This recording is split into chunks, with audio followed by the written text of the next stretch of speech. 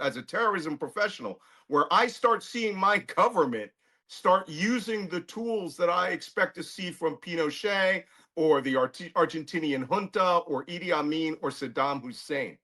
My own government thinks that Americans, as not as terrorists, Americans who exist and speak their mind, are threats. Is Donald Trump just out of his mind, or is there a game at play here that we are all going to have to defend ourselves from? I I don't think he's out of his mind. You think he's competent? I think that his team is enacting his agenda exactly as they have planned to do during the interim period between his first term and his second term.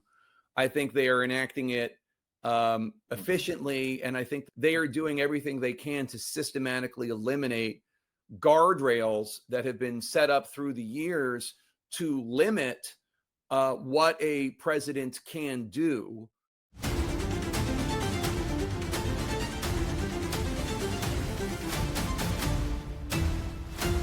This is Black Man Spy. Hi, this is Malcolm Nance. Welcome to Black Man Spy. My guest today is legendary host of CNN, Jake Tapper, who is also a New York Times bestselling author. He's written 2 best-selling novels, The Hellfire Club and The Devil May Dance.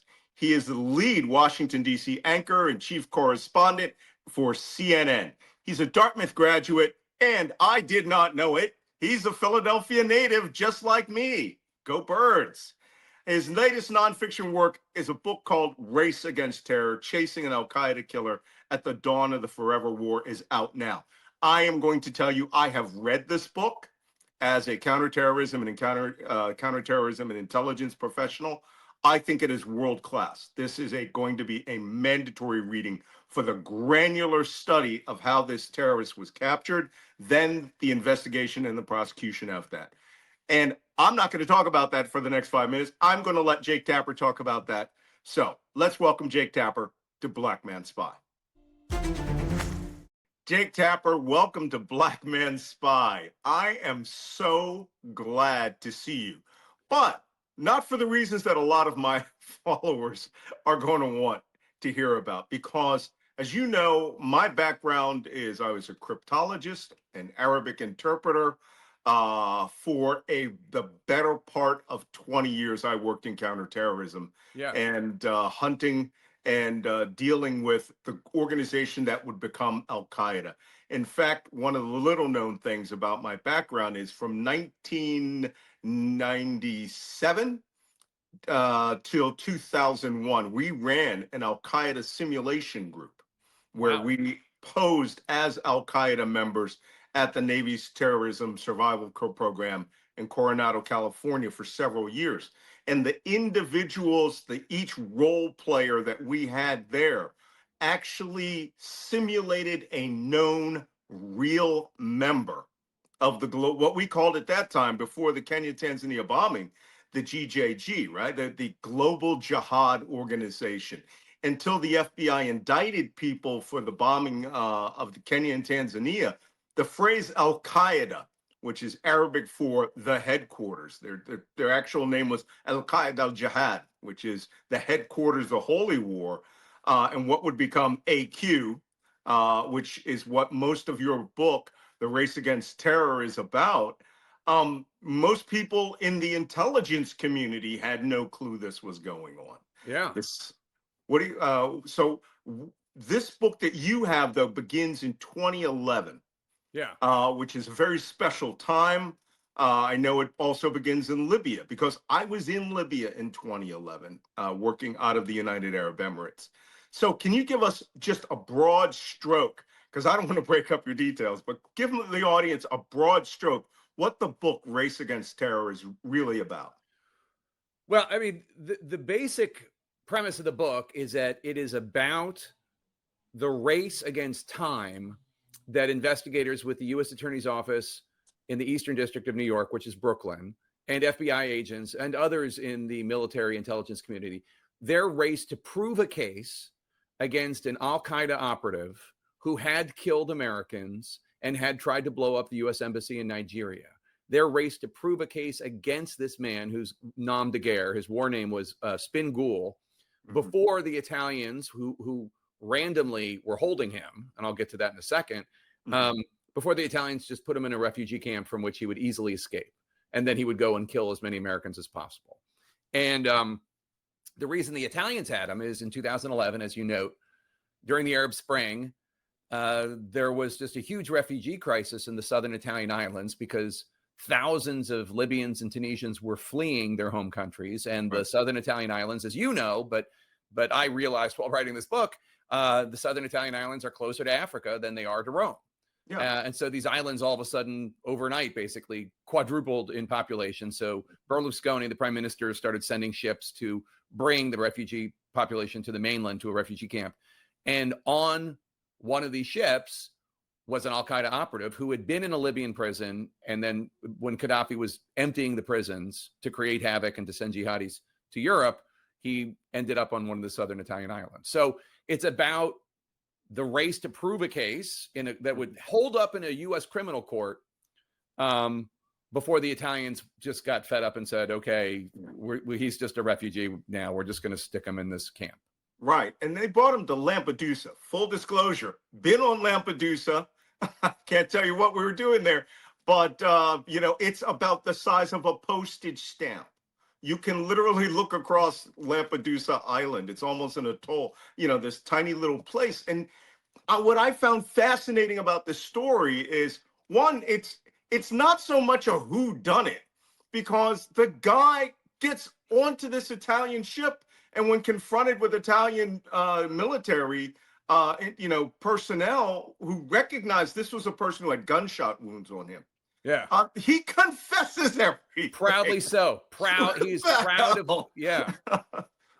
He's proud of who he is. He's proud of his time in terrorism. He's proud of, this is a world you know so much better than I do, Malcolm. Yeah. But it was just, when I first heard it, I was like, this is a fascinating story. He was proud. He had joined Al-Qaeda before 9/11. Right. He wanted to pull off an attack like the Tanzanian and Kenyan U.S. embassy bombings. Mm-hmm. And he was excited to be waging holy war. I assume terrorists are all stripes. Like, some are there just because they had nothing better to do. Some are there because they're nuts. Some are there because they're true believers. Spin Ghul was a true believer. He was a holy warrior, and he was proud to do what he did. And he was not ashamed at all to tell this Italian Green Beret who saw the bullet scar, oh no, I don't belong with these refugees. I'm in Al-Qaeda. He's proud of it. Yeah. There's a famous book which we all read in counterterrorism, decades before 9/11. For me, at least a decade and a half before 9/11, called Criminals, Crusaders, and Crazies. And this is the arc of the kind of people who, in what we call the good old bad days of terrorism, right? The 1970s, where you had all these really ideological terrorists, the Red Army faction, November 17, Action Direct, all of these European, Russian-backed groups, including Provisional Irish Republican Army, would get this broad swath of nuts or ideologues or truly competent individuals joining the organization. And, for years, people kept saying the jihadist world are these hardcore religious extremists. And anyone who's really a professional knows you're going to get that arc, in there. But we generally would see a lot of these people as one of two types, right? What we call excitement jihadists. And ISIS exemplified that. These were the people who were like, woohoo, jihad, let's go do this. This will be fun. And then we had the truly deep ideological jihadists who could quote any part of the Quran and the Hadiths to your face and you'd be wrong. You'd be an Islamic scholar and you'd be wrong. They really understood what the name of the game was. But we rarely had or saw somebody who would beat his chest and do what we would call batal, right? Be a hero, right? A heroic jihadist. I am a jihadist and I am going to Europe to do jihad. Yeah. And when I read that in this book, which, by the way, I'm going to just tell everybody who's working in counterterrorism, counterintelligence, you've got to read this book. It is just the best rendition of what I call from contract to contact to conviction, right? From the moment he decides to become a jihadi, swears allegiance, does his, wasiya, his suicide video, his bequeathment, then goes on to have contact in battle with the Americans, and then goes on to be convicted. It has so many turns, and that one turn blew my mind that this guy bragged about it. Like, oh, I'm a terrorist. Yeah, I want to go to the Italians. What did he think the Italians were going to give him pasta? Did he think that they were still fascist? They were going to help him? He wanted them to take him to The Hague. He wanted them to take him to Ban Ki-moon, the UN Secretary General. He was very proud of, and he had just gotten out of a Libyan prison, we should note, where he had been tortured for years and years. But also, and this is a story that I didn't put in the book, but you'll enjoy it, I think. So Dave Bitcower is one of the assistant U.S. attorneys who's one of the heroes of the book. He's the guy I first heard the story from because he just happens to be my son's friend's dad. That's how I heard the story for the first time. And yeah, I mean, any good story is a good story. So when Bitcower was at Yale as an undergrad, he got a chance in his one foray in journalism for the Yale Daily News to interview Ron Darling. Ron Darling, for those who don't know, was a famous New York Mets pitcher. He was part of the team that won the 1986 World Series. Sorry to all the Boston Red Sox fans listening. And Ron Darling is a legend. He's a legendary pitcher. Ron Darling, Bitcower wanted to interview Ron Darling about a no-hitter he had pitched when he was at Yale. And Bitcower was stunned because Ron Darling remembered every single detail about the no-hitter he pitched in college. I mean, honestly, it's Yale, Ivy League baseball. Who really cares, especially if you've gone on to, I mean, it's great. I don't mean to belittle college athletics. I would love to have been a college baseball player. But if you've gone on to win a World Series, I mean, who cares about a no-hitter at Yale? Maybe that's what I would think. Anyway, he remembered every single detail. And Bitcower says that Spin Ghul, who he flew to Italy, once the Italians picked him up, they called the Americans and said, have you heard of this guy? The Americans fly to Italy to hear his confession in court.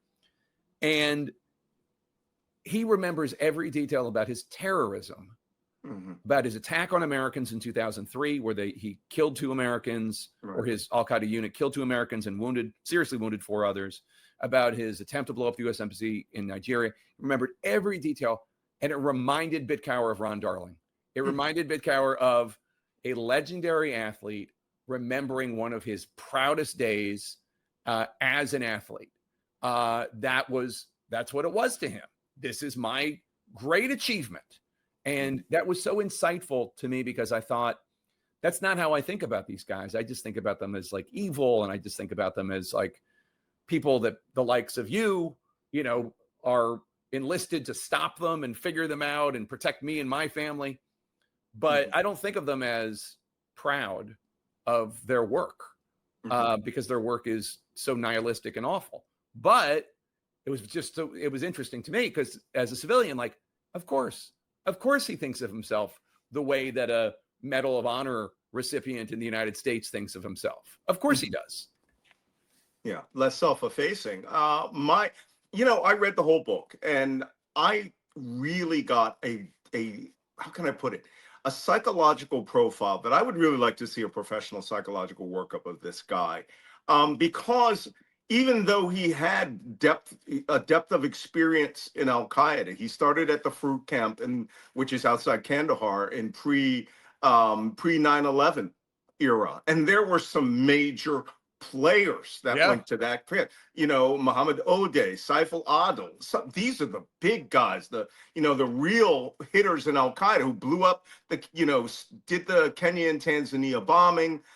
Which, by the way, our simulation, our terrorism training group for these tier 1 special operations people, first day of that class was the day of the Kenya and Tanzania bombing. Oh my God. And we had a 6-day course that was compressed into 3 days, and boom, everybody disappeared. And, but one of the things that we did was we did simulate real people. Every one of our guards or our terrorists was an actual psychological profile of a known terrorist. And we had a broad range of them. And we did always have one, which was the well-informed idiot, right? This is the guy who you could get to affiliate with you and tell you his story.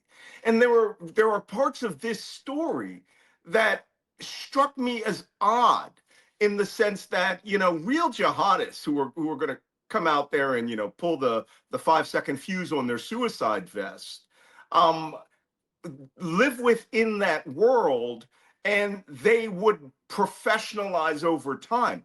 I got the impression that by the time he struck 2011, he still wasn't as professional as we like to think that they are. We like to think you go to RPG 7 school, you go to you go to basic ground combat school. He mentioned at one point when they were being attacked by Apaches that they wanted to use a Katyusha rocket, which is a battlefield area rocket, whether it's 75 millimeter or 122 millimeter. And they thought that they could shoot this ballistic rocket. They weren't talking about a Stinger or an SA-7. And so, but then he goes over all of this time, he's involved in these battles. He's doing what we call the flip-flop wars, where he's walking up and down the mountains with flip-flops. And he has this one contact.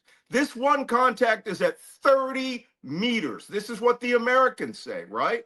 They see him, and two sides of this story I thought were surprising.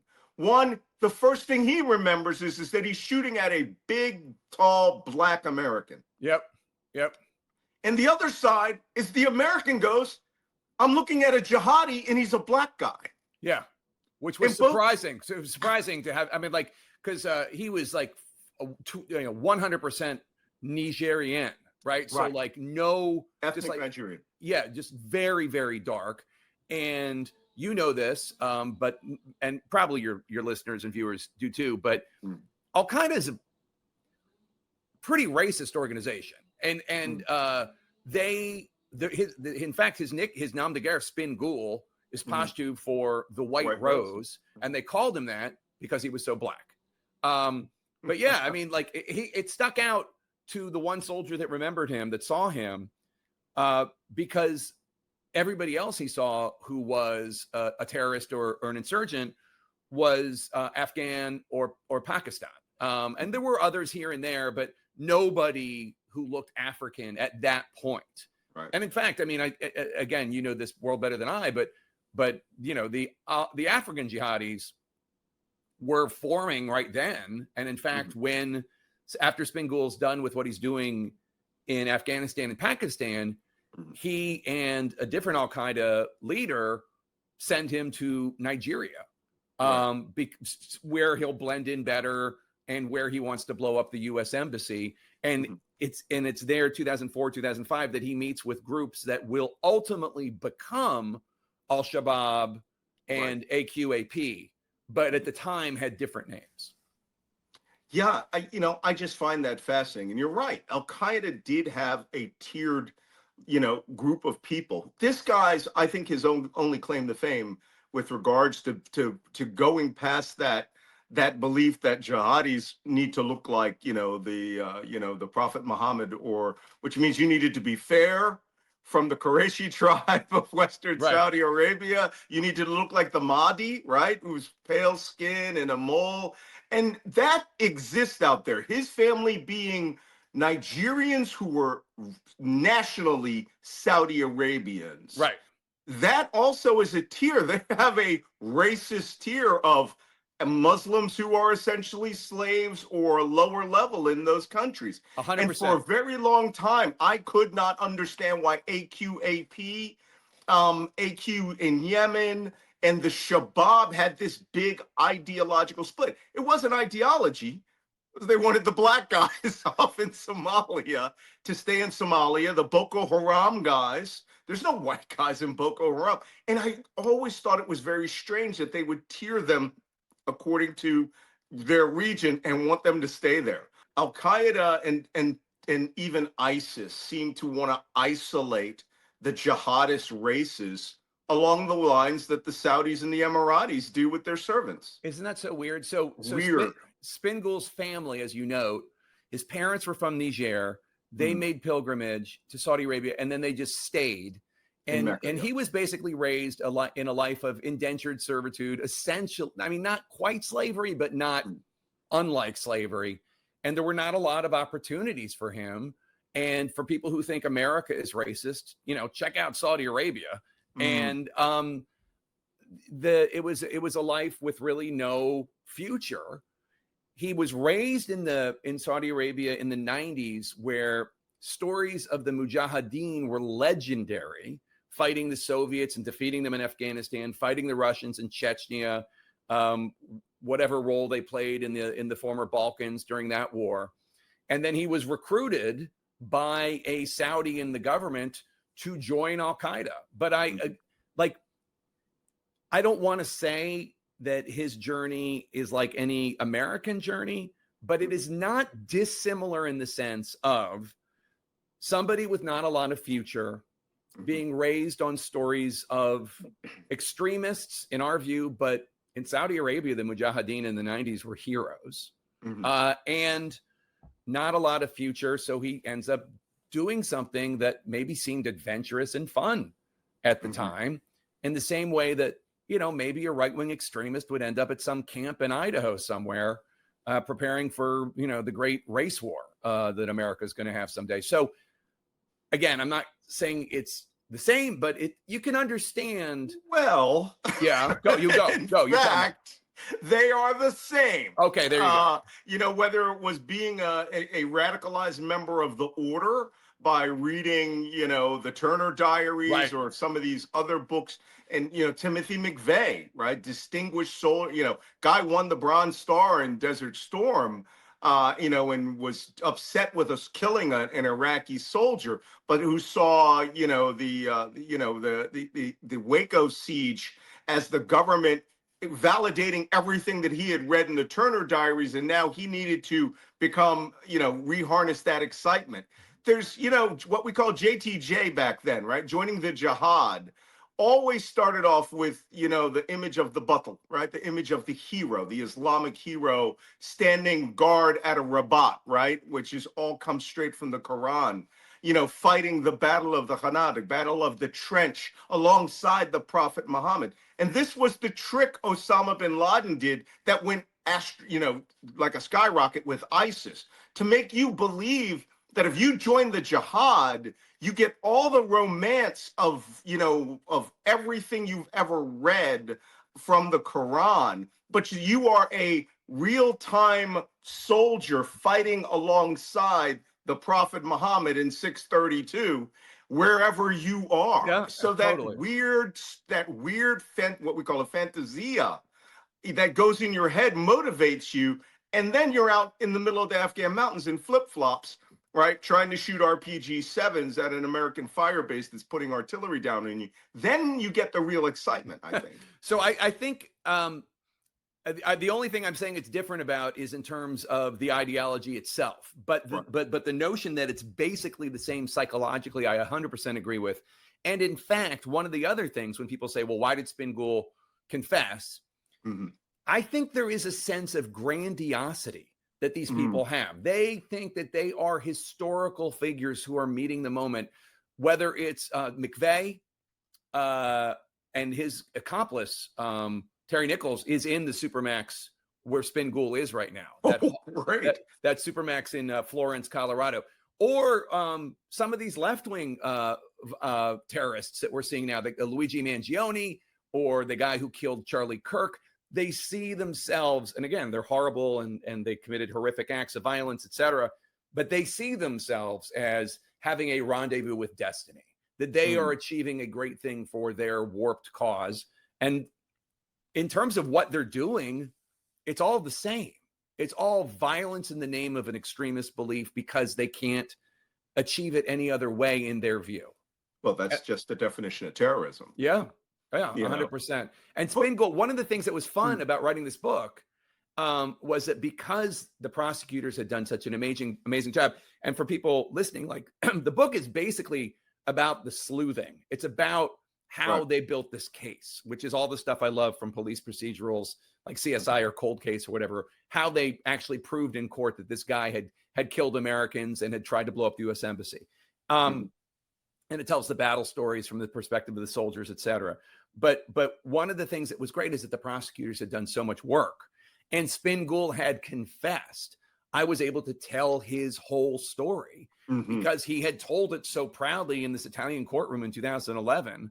I did obviously put in an interview request at the Supermax in Florence. I have no idea if the Bureau of Prisons even passed it on to him, but he's, I didn't get the interview, but in any case, I didn't need it really because I had his whole story and his path to jihad. It must have, to you, been like, yep, I know exactly how that happens. I know exactly that camp.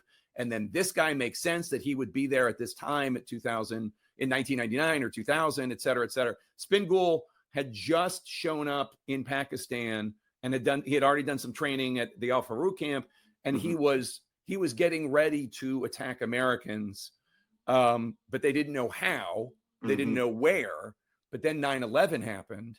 And instead of them having to go to a country to attack Americans, another country, they just waited for the Americans to come to Afghanistan, which obviously happened. Well, as I was reading that, this gave me the impression that this guy was not a very high level player. I don't think so. I think upper mid-level, maybe. Mid-level, lower. Because he knew, but he knew, right? Now, of course, this was not al-Zawahiri. This was not bin Laden. This was not even Abu Zubaydah. No. But this was a guy who was in the right places at the right time, that he knew all of these people that you wouldn't know their names unless you actually had been there at that time. That's what convinced the prosecutors that he was the real deal. I mean, the names Hadi or Faraj don't necessarily mean anything to people listening right now, but they're two of the guys in Gitmo right now. The name Abu Zubaydah, Abu Hamza, people maybe have heard the names. They're not really sure who they are, but these are people that he interacted with. Yeah. And that's a good example of how, when they get into these camps, they integrate. And they also talk about each other. Who are the big players? Who are the guys who have baseball trading cards named after them?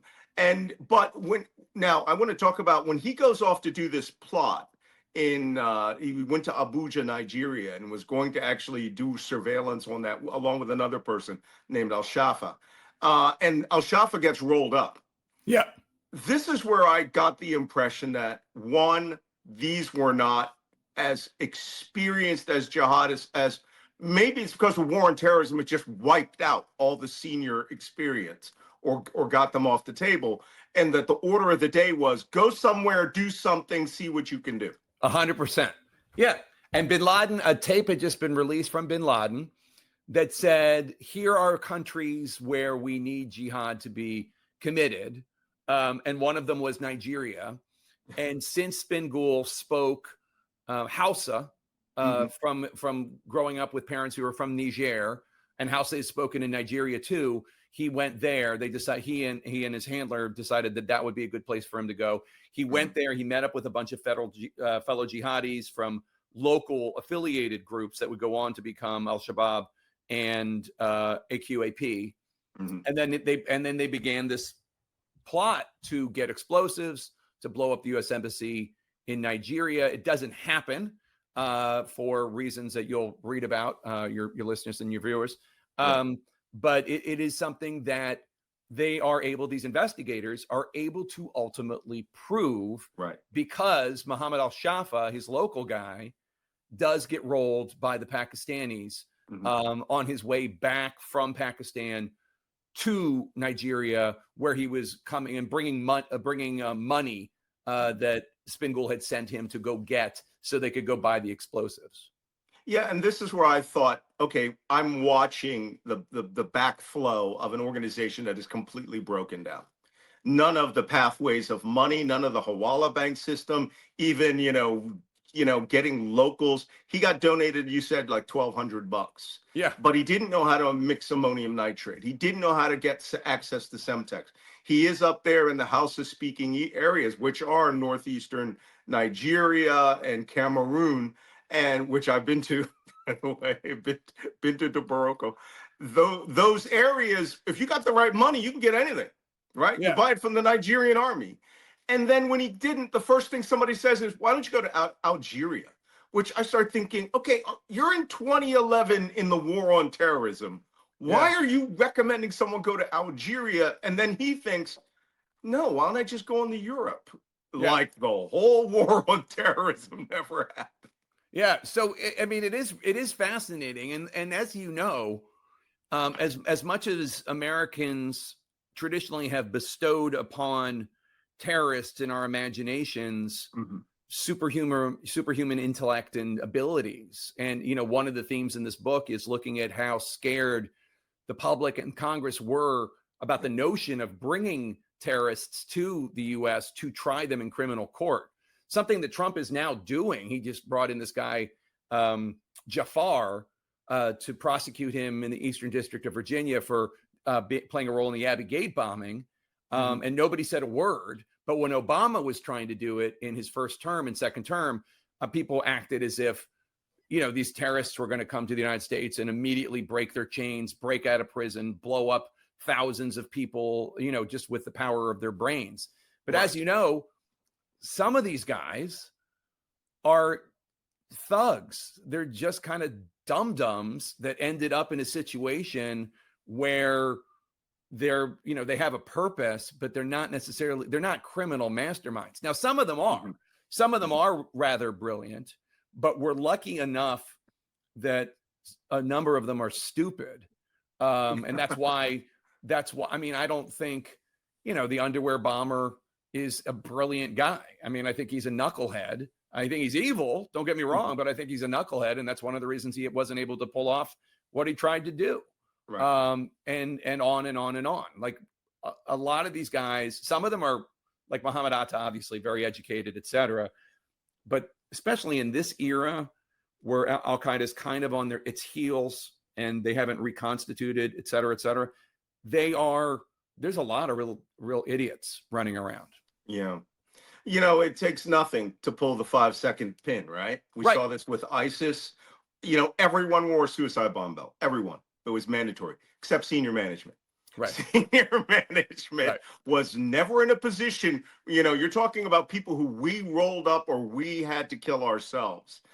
Case in point, one of my good friends, Adam Gaddam, right? The white American kid from, Los Angeles, who was partially Jewish, right? Notice that guy had to eat a Hellfire missile in 2015. He never volunteered to go JTJ, join the jihad and go out and do a suicide bombing attack. Noteworthy, by the way, more Caucasian American members of ISIS that I can put my finger on, that I can put on sub-Saharan Africans who were actually black outside of Shabab and Boko Haram. So, which goes to that discussion we were having a little earlier. I might be completely wrong about that. They just died in combat. But, the senior management, they don't go and do these things. They send chuckleheads. And they seem to let them develop it, whether, on their own. Well, and that's one of the things is in this book, which traces, obviously, Spin Ghul's journey, but also the experience and the journey of the prosecutors. You really see that there is just this relentless threat of terrorists. And sometimes they're stupid. Sometimes they chicken out at the last minute, like Zazi, the guy from Colorado who drove to New York to blow up 3 subways, but and got into Manhattan, even though the U.S. even though investigators in the FBI and people knew about him, he still was able to get onto the island of Manhattan, even after getting through a traffic stop on the George Washington Bridge. And through the grace of God, he ultimately just chickened out and flew back to Colorado. He didn't hurt anybody. But regardless, there still is, because as you note, it doesn't take much to pull a pin. And there is just this unrelenting threat stream that prosecutors have to, still to this day, have to focus on. And like, they only have to succeed 1 out of 100 times to scare the crap out of everybody. And they do. They're able to succeed enough that it becomes a threat. And like covering it and in this book and writing about events that barely registered in the news world. Like, sadly, if there's a terrorist attack in Africa, it doesn't tend to get a lot of attention in the United States, and not just Africa, but anywhere in the world other than Europe and the United States. It just doesn't get a lot of attention. There's lots of reasons for that, probably, but that we could go into. But beyond that, like, oh my God, like I would be learning about these things that investigators in this period from 2011 to 2018 were investigating and coming to terms with. There are 3 different times in the book, and this was not intentional, but it just ended up being part of the arc of the book. There are 3 different times that investigators are in a place for a reason or other. Like, they go to Oklahoma to tell the family of one of the murdered soldiers, one of the killed soldiers, that they're going to bring Spin Ghul to trial, et cetera, and that these investigators go to the site of a memorial for terrorism. So they go to the Oklahoma City site. Yeah, and then two others, because while they're there, that this is part of their job and their journey, and they want to pay respects and honor to victims of terrorism, which is, as you know, we're taping this in October, and sadly, you know, you don't have to say much to like say there's going to be another terrorist attack in the next week somewhere in the world, and in the next month somewhere in the Western world. It just happens. You know, you took what I really liked about this book is the sleuthing of that case and the multiple people who were involved in that case, from Attorney General Loretta Lynch and others. It's very granular, and we do not see as I said, from contract to contact to conviction in most other books. They're generally, you know, sort of these histories, semi-biographies, you know, but as we've moved away, because I think the iron door that slammed down with the global war on terrorism has done a pretty good job globally in stopping those threats, to the point where they are not an international conglomeration. There is no syndicate out there anymore on a massive scale that's doing this. We still see flare-ups in the Islamic Sahel, right, in the North African region. Shabab every once in a while pops its head up. ISIS of you know, the Khorasan in Afghanistan seems to be quite focused on taking down the Taliban. Go figure. You know, but the belief that there is an arrow now that is launched at America that will now go directly to America through jihadists like this, I think has sort of been displaced to a certain extent by Americans who are starting to see present themselves as a threat to the nation. Yeah, I think that, look, the terrorist threat is here and will always be here to one degree or another. Obviously, there was an individual that was inspired by ISIS who carried out a terrorist attack in New Orleans on New Year's Eve. The drive attack. Yeah. Vehicle as weapon system attack. Yeah, but as a general notion, just thinking about it, I think that the U.S. has succeeded. I don't want to jinx anything. There's nothing is 100%, but the U.S. has succeeded in setting up, like, first of all, the awareness of the terrorist threat since 9/11 is just far beyond what it was even after the USS Cole, but before 9/11. Like, people were just not thinking about it. It was not something on the menu for the American people, and now people are used to it, but also the intelligence apparatus is built and there. I do have some concerns, though, I have to say, because one of the things that I learned about the Justice Department and the FBI by writing this book was just how excellent and hardworking. I mean, it is a love letter to a functioning FBI and a functioning Justice Department. And one of the things that I'm very worried about today is the expertise of individuals like George Toscas, who was on the National Security Desk for the Justice Department from 93 until earlier this year, being sidelined because he signed off on the Mar-a-Lago classified documents warrant.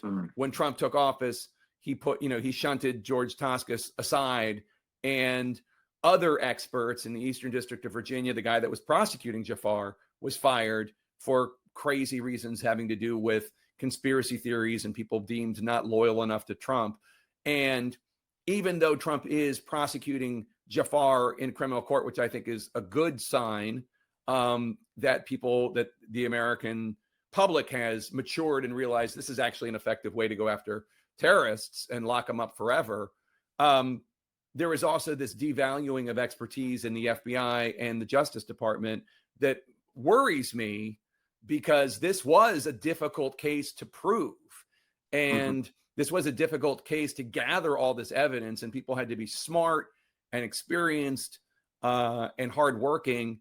And when I go to get an appendectomy, I don't care who the surgeon voted for or where they pray or what sports teams they root for. I just want the best surgeon, and we are not staffing our national security apparatus that way today, and that really worries me. And I think your operative terms that you use there is functioning, a functioning Justice Department and a functioning FBI. To close, I think that a lot of people are very worried right now. I know I am personally worried. I am an intelligence professional. I've dedicated every minute of my life to trying to protect the people of the United States from horrible overseas threats coming here and manifesting themselves amongst American citizens. And I love and cherish and protect the Constitution of the United States because I'm from Philadelphia, and as an original Philadelphian, I am too. Yeah, I knew that. I grew up in Winfield near St. Joe. Right? I grew up Center City. I didn't know that about you. You're a Rittenhouse Square boy, aren't you?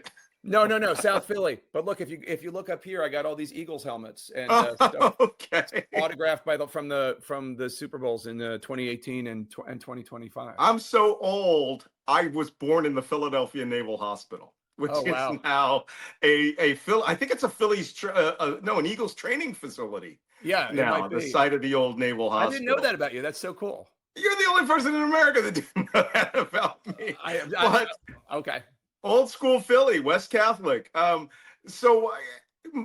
my last point is this. We are in a time of that I would refer to as the new American crisis. And I mean crisis as in the way it was described when Thomas Paine wrote these are the times that try men's souls or whatever. We are in the period of the Winter Soldier, and this country appears to be discarding all of the capability to detect foreign hostile threats for what appears to me to be an imaginary turn to bring on all of government's solution against Donald Trump's political enemies. And this is a 79 going on 80-year-old man who believes that dogs and cats are being eaten by Haitians, and that the American experiment is not worthy of continuity, of continuing. And this strikes me as a terrorism professional, where I start seeing my government start using the tools that I expect to see from Pinochet or the Argentinian junta or Idi Amin or Saddam Hussein. And I've gone from having to think that we had focused so properly on external threats, but now my own government thinks that Americans not as terrorists, Americans who exist and speak their mind are threats. Is Donald Trump just out of his mind, or is there a game at play here that we are all going to have to defend ourselves from? I don't think he's out of his mind. You think he's competent? I think that his team is enacting his agenda exactly as they have planned to do during the interim period between his first term and his second term. I think they are enacting it efficiently, and I think that they are. And I just did a whole thing about this on my show yesterday.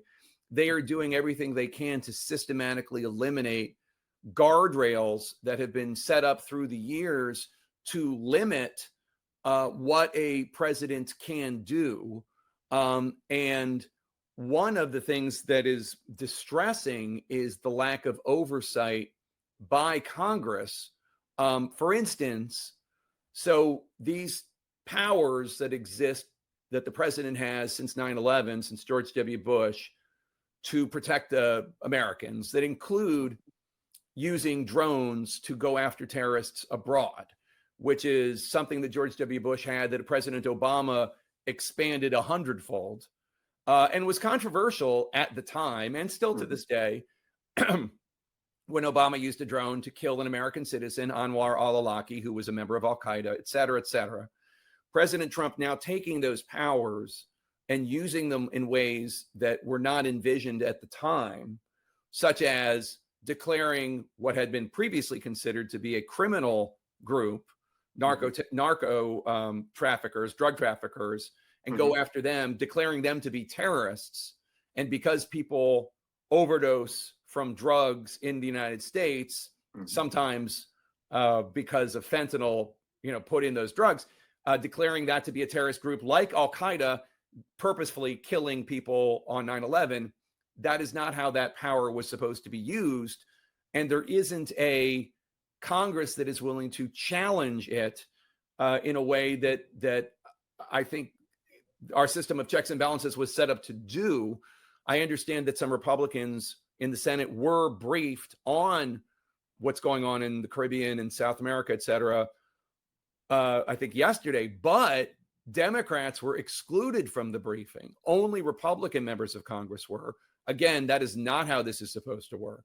But the authorization of use of military force for Al-Qaeda, which Anwar al-Awlaki was a terrorist, carrying out a terrorist operation, training terrorists en route to terrorism. Under the authorization of use of military force, President Obama had the legal grounds and legal authority to carry out operations. This is, hey, there's some guys in boats out there, let's zap them. I'm saying, I'm not disagreeing. Like that, the point is why, like it had been considered a criminal organization, even though Trump then takes office. I think in February, he declares these cartels to be terrorists. And then in August, this just changes on a dime.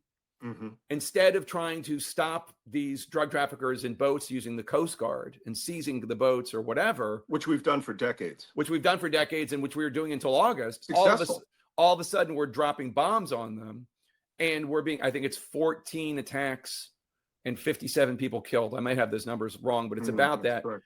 And with the exception of Rand Paul, there isn't a lot of pushback from Republicans in Congress, even though basically you have a president saying, I am now saying I have the right to kill people that until recently we just thought were criminals, bad guys, evil guys, whatever.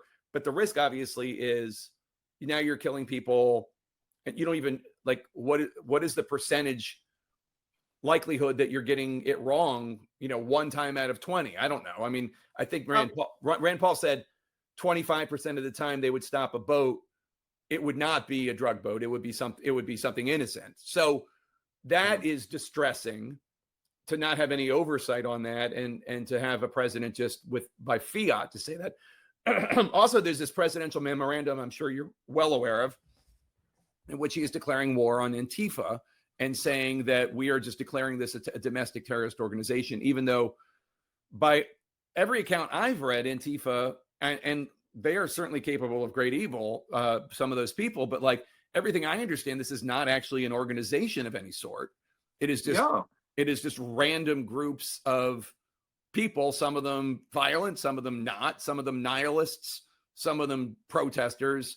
I mean, it's I don't know where he's taking these powers and applying them. Well, full disclosure, I wrote a book, my first three editions, a book called the Terrorist Recognition Handbook, used across every government agency in the United States. And one of the things that I write in there very clearly is civil disobedience, protest, no matter how distasteful, are not terrorism. You cannot define them as terrorism. But one last comment I'll make, and we'll leave it there, because I appreciate that you're right. There is no oversight because there's no Congress. There's a Duma. There's That's what Steve Bannon said. That's what Steve Bannon called. Well, Steve Bannon's a disciple of Alexander Dugin, Putin's, crazy philosopher. So of course Steve Bannon would think this is the greatest of all worlds. But I'm an old Navy chief, and as an old Navy chief from a family of Navy chiefs, by the way, I have one duty, and my one duty is to stop stupid, both going up and down the chain of command. I am in a circumstance right now where I am feeling like the commander-in-chief of this country is steering the ship into the rocks for the fun of seeing what would happen if he steers a ship into the rocks. We have now MQ-9 drones that are operated by the Department of Homeland Security conducting intelligence collection operations over the United States against American citizens. This is why I asked my question. And everyone who is watching this is going to want to know if I asked you that question. I have. But I do not see, the competency that is in the command and decision authority coming from the National Command Authority in anything. What I see is a government that is turning the resources of America against America. And that upsets me greatly. As I said, as a son of Philadelphia, I grew up around Independence Hall. Washington Square is where I decided to join the U.S. intelligence community after I read that great quote that freedom is a light for which many men have died in darkness. I, for one, do not want to see this nation descend in darkness. But that aside, your book is great. This book is great. It's really good. And for intelligence practitioners or those who want to see how it's really done, that's how it's done. This book that you wrote, Race Against Terror. And let's hope that you never have to write one about that happening against our own citizens. Jake, I hope you're right, Malcolm. Thank you so much, and go Birds. And this has been a real pleasure. Thank you so much. It's my pleasure. Thank you for coming on to Black Man Spy. Whoa, that was an exciting way to end the discussion. Listen, I know some of you came to watch this podcast because Jake Tapper was the guest, and a lot of you probably had some loaded feelings and ideas about what I should have discussed. But I did want to discuss his book first. And however you feel, this book is going to be a classic that is used by counterterrorism and intelligence professionals forever. I've read a lot of books. I have a library of hundreds of books related to terrorism. I wrote a New York Times bestseller on ISIS and Al-Qaeda myself, defeating ISIS. But this is an incredible story that starts out as a terrorism story and ends up as this political and law enforcement whodunit and getting this man convicted and sent to a supermax prison. Yes, I did end on a fiery note. As you know, I am a loudmouth retired Navy chief, but that doesn't mean that my oath goes away. And I felt it was important based on the things that we're seeing in the intelligence world and the national security world to ask some straight questions about the competency of American leadership. And are we seeing a place where Congress has, decided to abdicate their powers, and where we are seeing assets and resources of the government being used against American citizens? And Jake was straight and fair with me, and I appreciate him coming on and answering those questions. Anytime you want me on CNN, I am there. With that, thanks for coming to this week's Black Man Spy. If you want to comment, come on to Substack at malcolmnance.substack.com. That's where the discussion of this is going to happen. Also on YouTube, we have now, I think, 144,000 followers on YouTube. I think that you should go on there and leave your comments and tell me what you felt about this interview. And if it changed your mind about some of the ways that you see journalists operating today in the world that we live in. As you know, I am not a journalist. I am just a black man spy that talks on television from time to time. Jake Tapper is a professional. He is a journalist. And I think he acquitted himself well, certainly in this book and in the discussion that we had. Also, you can find us on YouTube, right? Malcolm Nance Media on YouTube, Black Man Spy Videocast, and on Apple and Stitcher, and wherever your other fine podcasts are sold. Well, that was exciting. I should get my breath back. I'm going to need 2 or 3 double espressos to bring myself down from that discussion. Let's see you next week, and when we have our next edition of Black Man Spy. And as I love to say, I will see you on the beach.